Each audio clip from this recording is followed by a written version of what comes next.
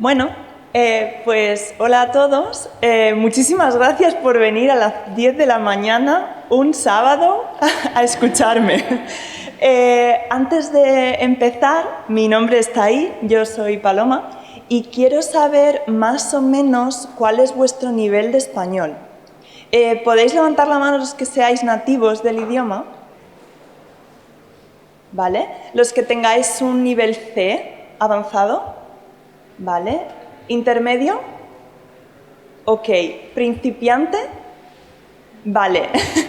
Si hablo muy rápido, principiantes, hacedme así para que yo baje la velocidad. Voy a hablar hoy sobre el aprendizaje significativo y su aplicación para aprender español. ¿Ok? Os voy, antes de nada, a decir que no soy yo y que no es esta presentación, ¿vale?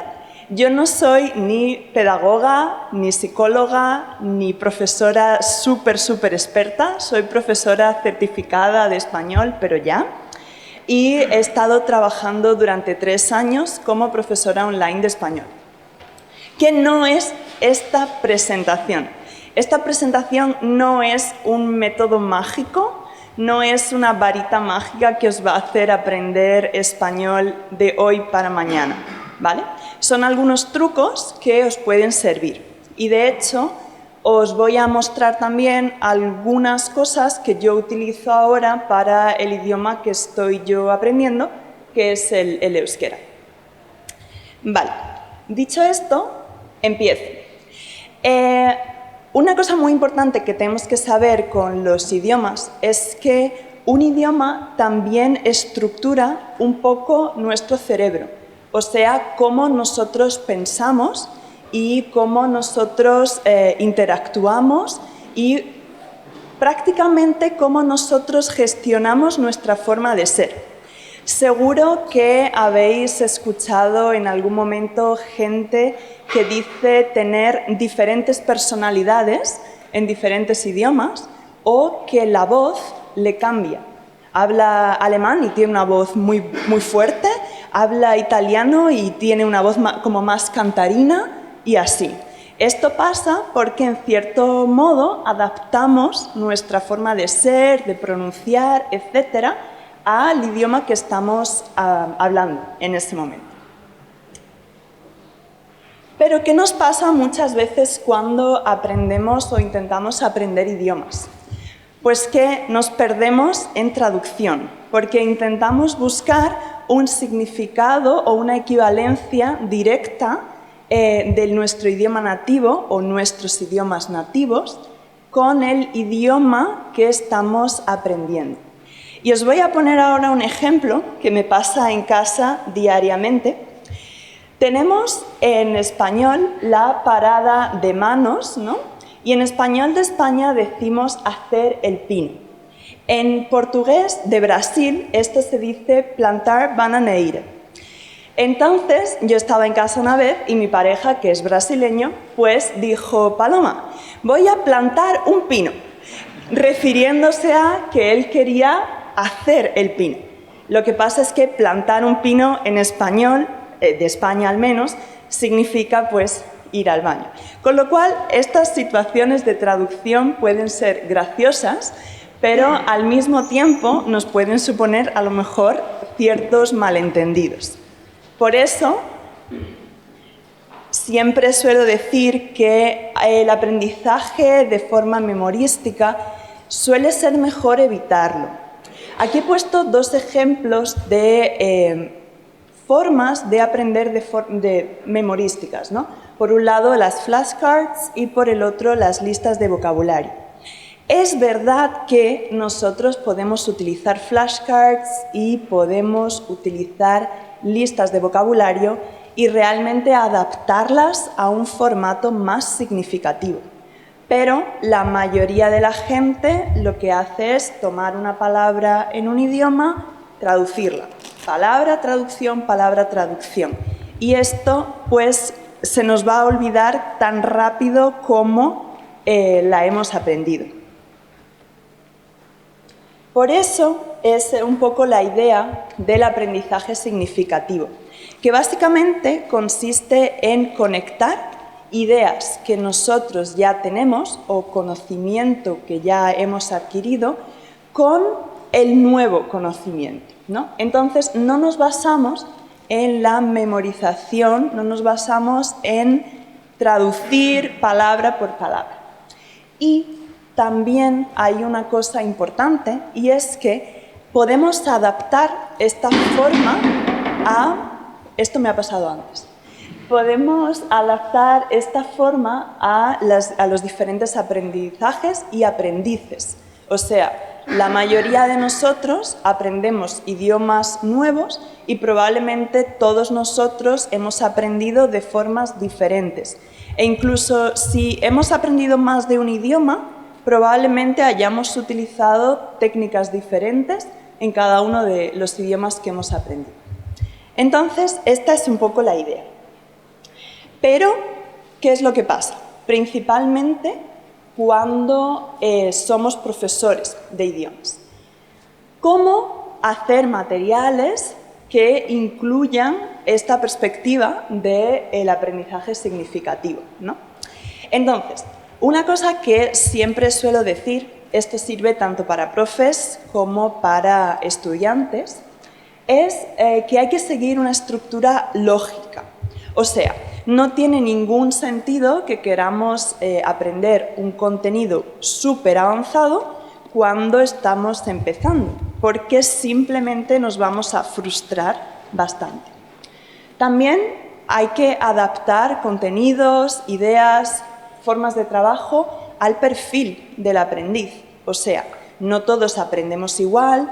Hay gente que le gusta más visualizar cosas, hay gente que prefiere utilizar canciones, hay gente que prefiere utilizar recetas de cocina y después hay que incluir un cierto compromiso del aprendiz, o sea, que podamos realizar una actividad que nos permita realmente ir conectando estas ideas.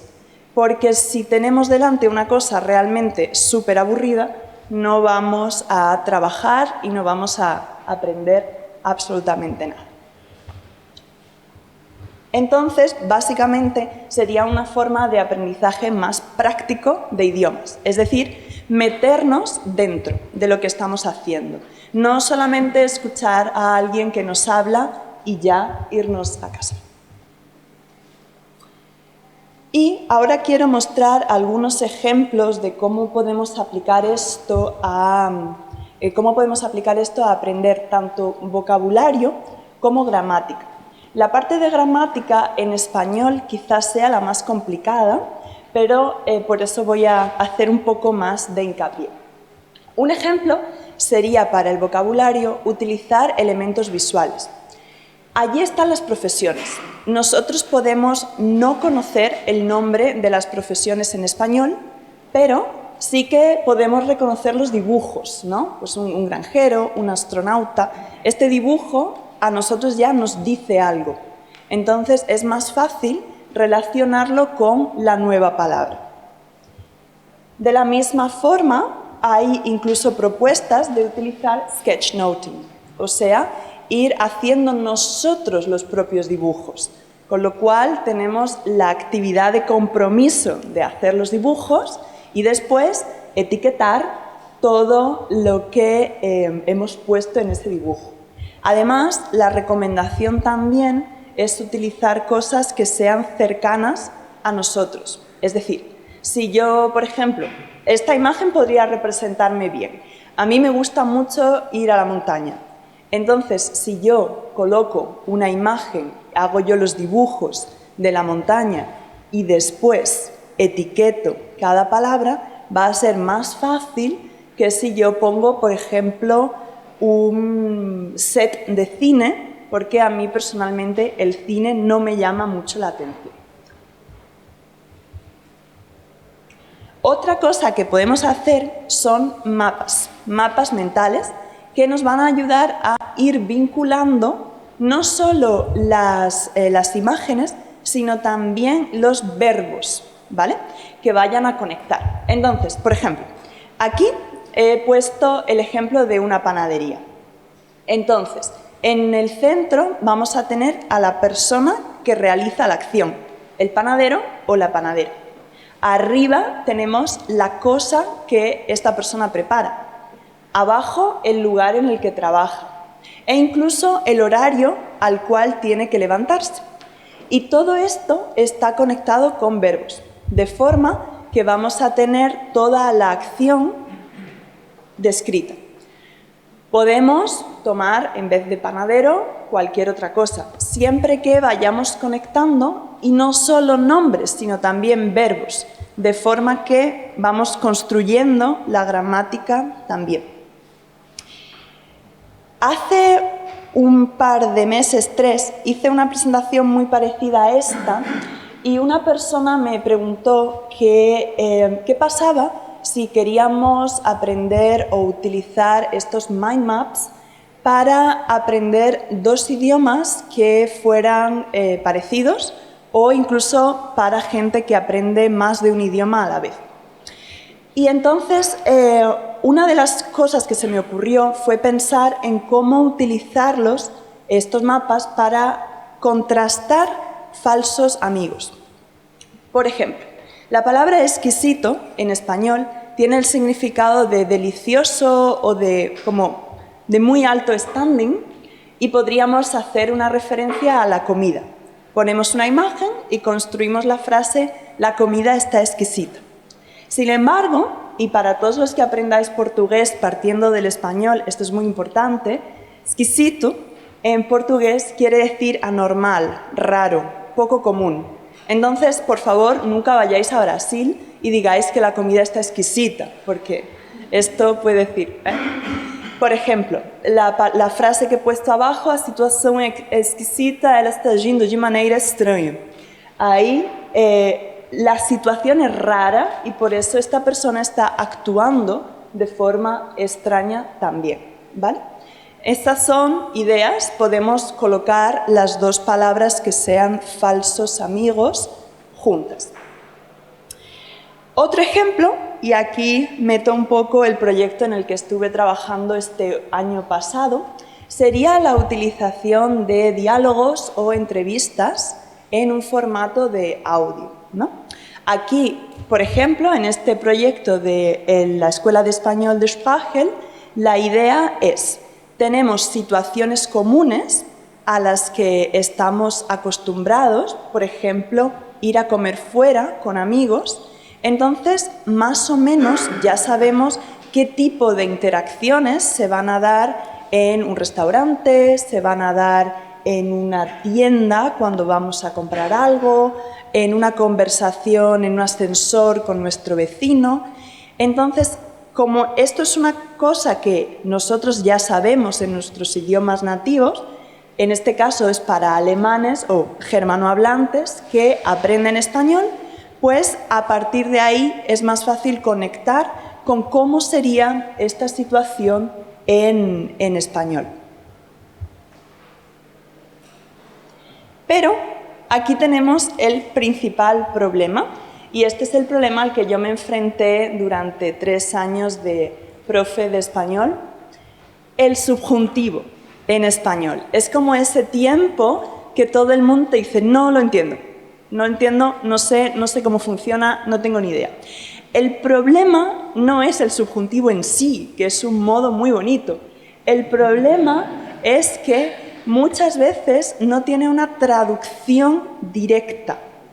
Pero el hecho de que ese modo no exista como tal en otros idiomas o se use de forma diferente, por ejemplo, en español y en portugués este modo existe, pero se usa de forma diferente, ¿no?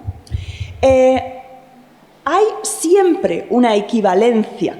Entonces, lo que tenemos que buscar no es la traducción, la parte memorística, sino la equivalencia, la parte significativa.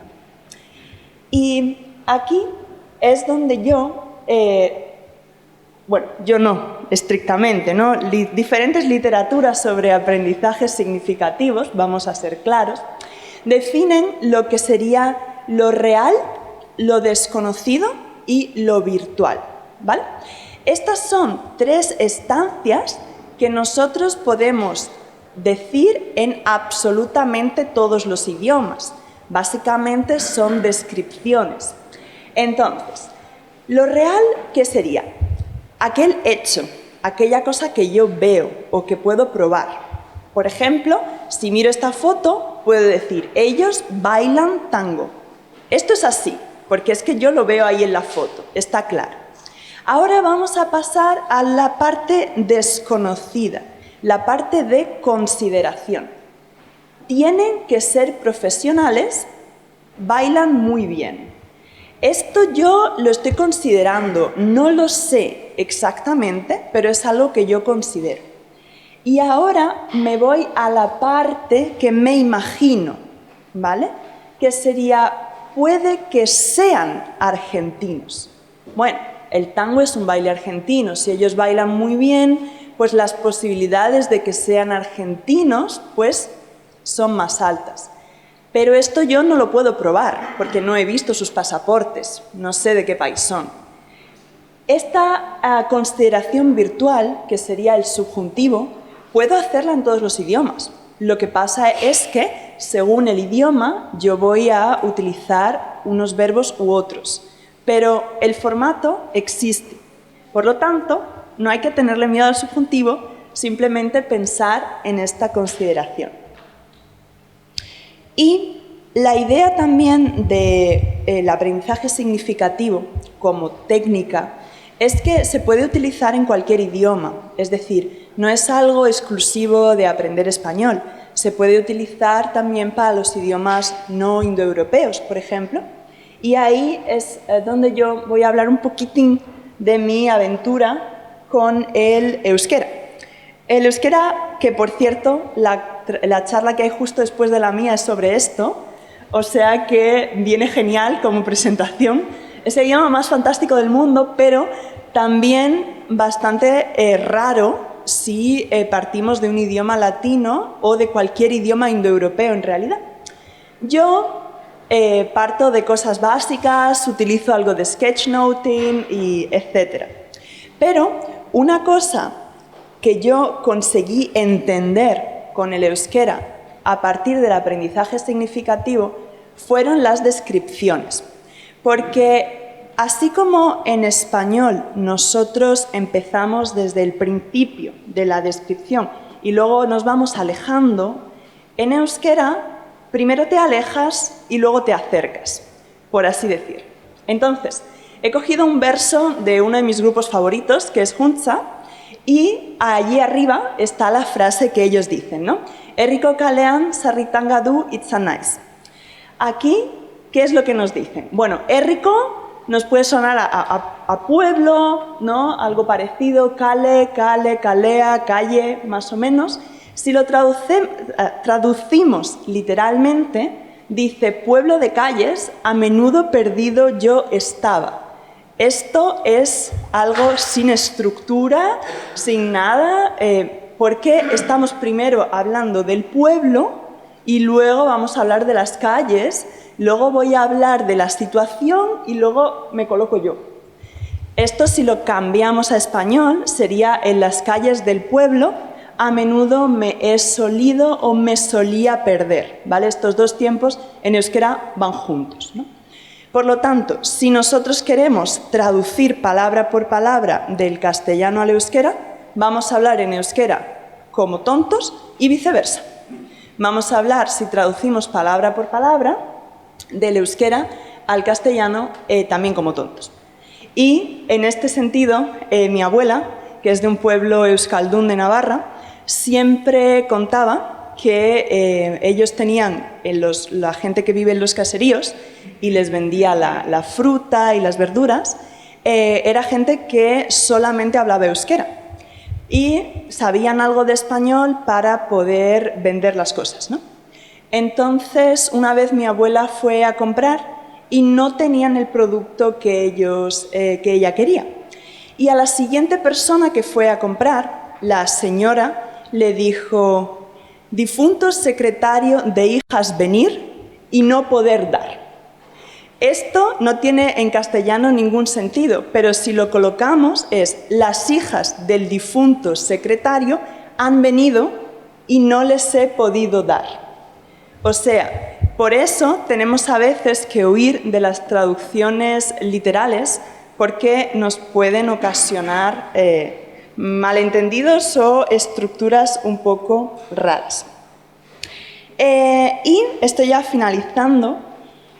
Normalmente no me gusta poner esta transparencia porque yo creo que cada uno tiene que sacar sus propias conclusiones, pero algunos mensajes que os podéis llevar de esta charla y de las preguntas que tengáis después son que no hay que memorizar estrictamente, sino intentar extraer ideas o conocimientos de los idiomas que aprendemos.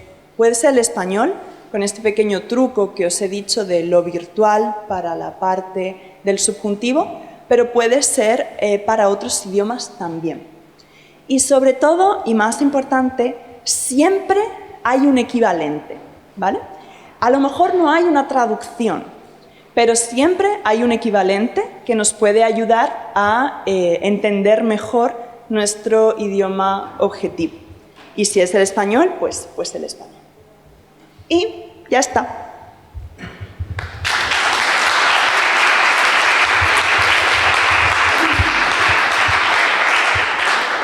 Espero no haber hablado muy rápido. No he visto ninguna mano de los principiantes, así que...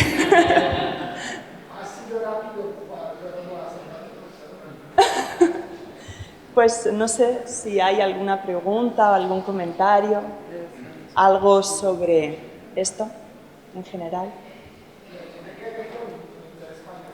Yo soy de Jaén, o sea, de Andalucía, pero no tengo acento de esta región. Podría forzarlo y ponerlo, pero que sería un poco raro, creo, porque normalmente no es un acento que utilice.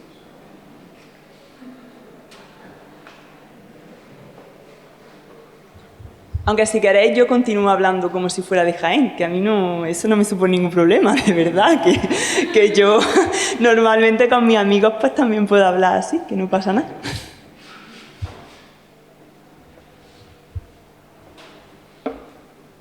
¿Alguna consideración más? ¿Alguna idea? Dime. ¿Eso del subjuntivo? Como sí. dices, es un problema para nosotros, no españoles, no hispanohablantes. Pregunto, ¿has elaborado esa idea en algún documento, en algún método? ¿Alguien lo ha hecho? Porque a los 25 años todavía no uso el subjuntivo bien. Lo llamo las selvas de subjuntivo.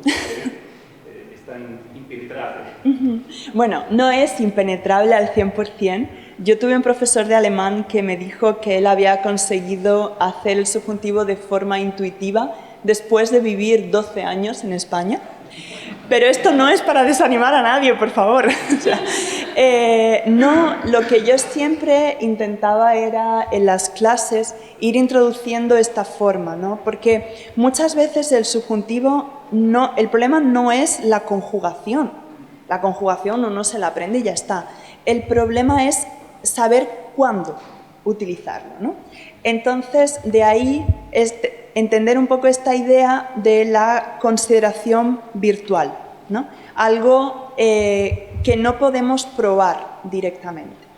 Hay documentos, de hecho, en el foro del Instituto Cervantes hay uno, en el que se habla del estamento y el no estamento, para hablar del subjuntivo, ¿no? El subjuntivo sería cuando es un no estamento. Lo que pasa es que muchos de estos documentos suelen ser un poco complicados. Incluso para mí es como no entiendo muy bien cómo encajarlos. Sí que hay artículos científicos tratando el tema del subjuntivo, pero de nuevo están más destinados a lingüistas que a gente que aprenda el idioma por placer. Entonces, lo ideal es eso, ¿no? Al margen de saberse de memoria las estructuras que van a exigir subjuntivo, también entender un poco la consideración, o sea, cómo expresaríamos un deseo en inglés o en alemán. Pues bueno, expresar un deseo es lo que hacemos en español con el subjuntivo. Y así. De nada. ¿Cómo miro estas preguntas?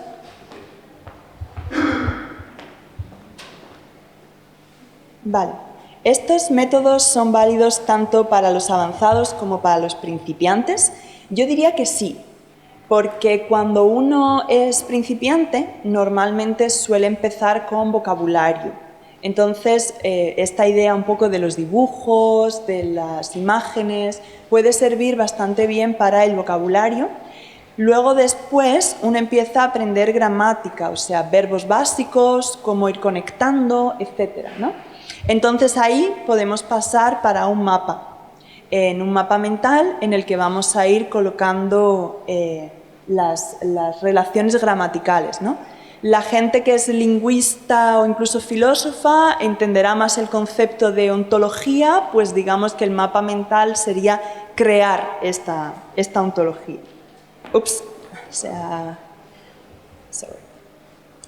Es también posible utilizar mapas mentales para comparar el vocabulario en idiomas muy distintos, por supuesto. Sí, claro. He puesto el ejemplo del portugués simplemente porque muchas veces la gente intenta aprender dos idiomas que se parecen al mismo tiempo. Entonces, suelen surgir estas dudas, ¿no? Una palabra que en portugués significa una cosa y en español significa otra muy diferente, aunque la palabra sea la misma. Si queremos comparar idiomas muy distintos, no pasa nada, simplemente podemos partir de la misma palabra en, por ejemplo, euskera y español, y a partir de ahí ir construyendo nuestro mapa de la misma forma que lo hemos construido para el español, pues para el euskera o para el chino o para el alemán a partir de... Sí, en principio. ¿Hay un honor? ¿Podrías comentar tu experiencia con los estudiantes franceses aprendiendo subjuntivo español? Bueno, estudiantes franceses. Tengo que decir que he tenido solamente un estudiante francés y el problema en sí no era el subjuntivo, porque claro, en francés existe un subjuntivo. Lo que pasa es que sucede algo parecido como con el portugués, que el subjuntivo francés se utiliza de forma diferente. Los estudiantes franceses, bueno, mi estudiante francés, ¿no? Porque es la única experiencia que tengo, no tenía tanto problema con tiempos verbales y formulación, sino más con la pronunciación. Entonces, en ese caso no puedo contribuir mucho, lo siento.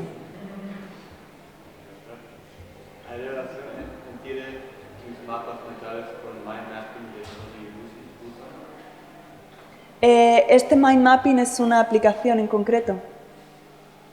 Pues esto no sabría tampoco contestarlo. Los mapas mentales simplemente los he utilizado realmente yo en mi caso desde pequeña, incluso para resúmenes de asignaturas que tenía que estudiar para el colegio. Si hay otra técnica más avanzada con algún experto en esta técnica después, probablemente, pero no sé si hay una estricta relación. Y si intentamos hacer todo significativo, puede ser que al final nada resulte significativo. ¿Por qué no es mejor memorizar las cosas fáciles? Esta es una pregunta un poco filosófica. Yo creo que todos podemos memorizar lo que nos dé la gana. Y no es que yo esté en contra de memorizar. Yo he memorizado toda la vida un montón de cosas. O sea, he memorizado el alfabeto griego, he memorizado la tabla periódica, he memorizado un montón de cosas y esto es bueno. Tampoco quiere decir que desde la cosa más simple que podríamos memorizar no la vayamos a memorizar ahora y vayamos a hacerlo todo en una estructura significativa.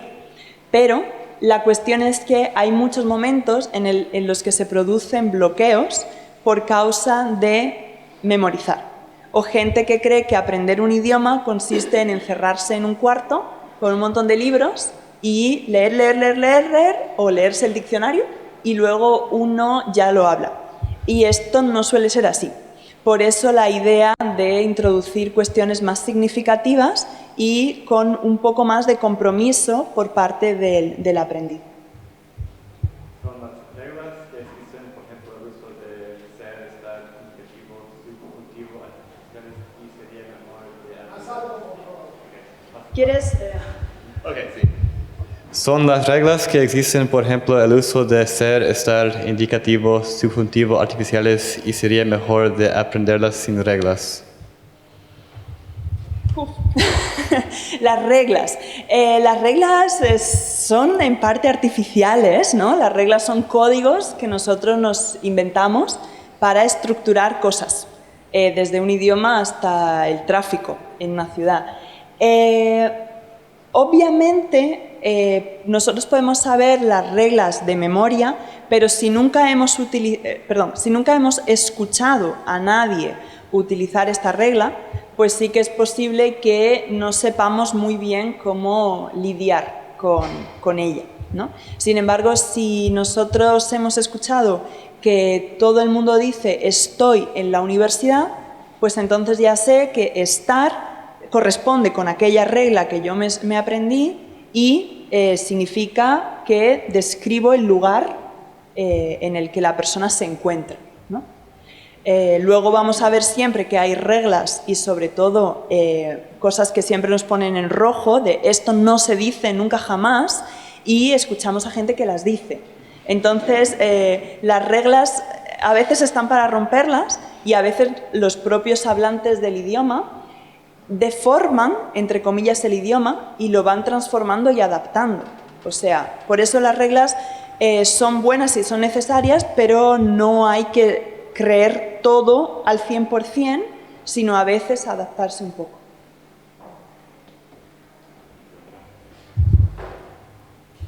¿Hablas euskera? No, muy poco. Muy poco. Estoy en ello. Lo que pasa es que, como todo, hay que ponerse, ¿no? Bueno, baina euskara ikasten ari naiz, pero ahí estoy. ¿Te refieres al español como castellano? ¿Podrías comentar la situación de subjuntivo en México? ¿Cuál es la situación del subjuntivo en México?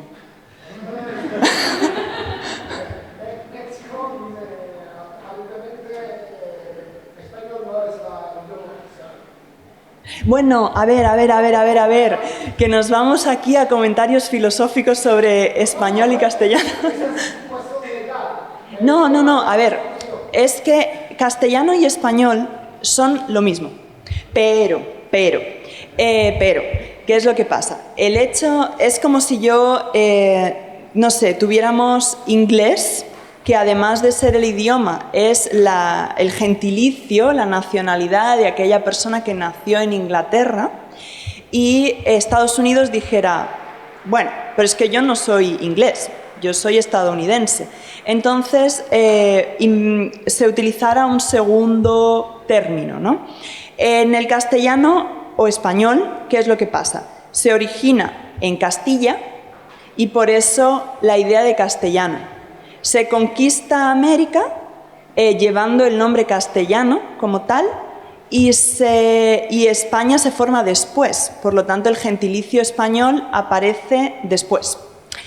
El castellano y el español como idiomas son el mismo, pero sí que podemos utilizar la diferencia un poco para separar el idioma de lo que es la nacionalidad de una persona que nació en España. En idiomas cooficiales en España, como es el caso del catalán, el español no es nada, o sea, en términos lingüísticos, es el castellano, y lo mismo en gallego, etc. Entonces, oficialmente, los países de América Latina en general tienen como idioma oficial el castellano, pero como idioma el castellano y el español son lo mismo.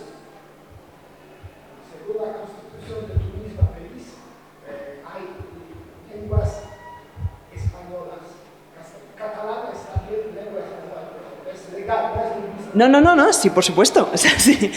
Yo no seré quien critique lenguas de ninguna forma. O sea, el catalán, el valenciano, el euskera y el gallego son idiomas del actual Estado español o actual territorio español.